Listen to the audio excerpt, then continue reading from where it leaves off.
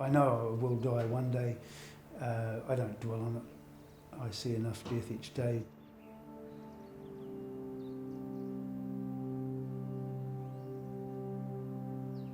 There are elements of this job that are not strictly rational. It's not a mechanical job. It's not a this will work because it fits job. It's a reacting to people, their mood, their emotional state. So you've sort of got to be fairly intuitive and reactive to the job. Good afternoon, I'm Dean Maxted. I work as a funeral director here at H. Morris Funeral Services.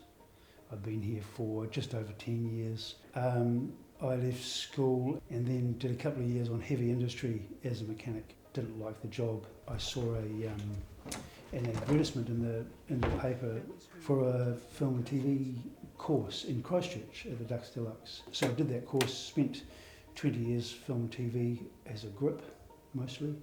When I was a grip, one of the camera operators was very kind one day and he said I was an intuitive grip, which I think really meant that I'd never hit my marks on the dolly.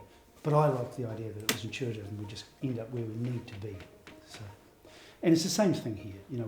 I need to be where the family need me to be, not imposing checklists and that sort of thing.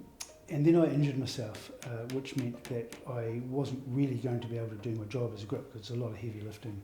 I thought I'd be an English teacher or an undertaker, and there seemed to be fewer adolescents in the undertaking job. I didn't think I would have had the patience for being a school teacher. Credit to them. So yeah, I went around and visited and somebody offered me a job. I accept death as part of the state of living. I think there's a modesty in knowing that everything that exists in time runs out of time at some point. From the start of the day, I walk through the door, I turn the lights on. If it's cold, I turn the heaters on, because not only do people who come into our building as family members need to be welcomed in, so do my colleagues. So if it's a cold day, I try and get here a little bit early, turn the heaters on. Cars need to be cleaned. The hearse needs to be cleaned for a service later in the day or tomorrow. If I've got time, I'll do that. We have a morning meeting to start the day where we stand around, we look at each other, we work out what each of us need to do and to do for each other so that we operate more comprehensively together, as well as the really practical things.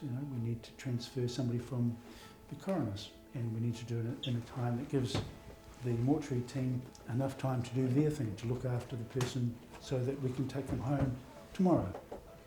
The toilets need cleaning, the place needs vacuuming, because you have no idea how messy sausage rolls are from yesterday's afternoon tea. Just mundane, ordinary, tedious things, but need to be attended to. People need to trust us to feel assured that even though somebody has died, they'll be looked after. By no means am I immune to it. Because part of the job is understanding people. You've got to have a feel for what they're going through. But I think it's a really important thing to make that distinction between my job for them, the things I can do for them in their time of grief.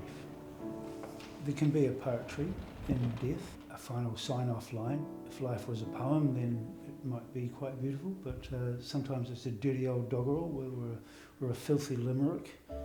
Art has its beauty and also has its ugliness as well. Ultimately, the beauty of life is what we should be noticing on the way through, but we're avaricious and impatient animals, and so there's not a lot of time for that sometimes.